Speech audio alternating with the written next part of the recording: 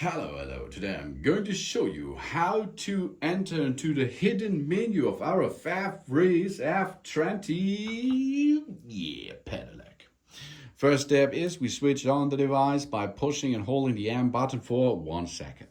And then we enter into the secret menu with plus and minus. Keep pushing it for a second and here we are. Now we are in program O. Here we cannot edit something. And next thing, we can edit here the miles per hour, kilometer per hour. Next thing is we can change the diameter of our wheels. Then we can change the battery navigation and things. And another for P4, for example, then you can change the voltage and something else. And again, push your back on the standard screen again.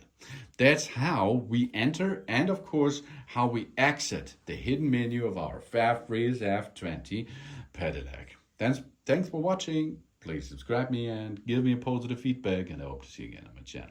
Soon. Maybe you can speed up your bicycle if you change the diameter. Maybe you can try this. Soon.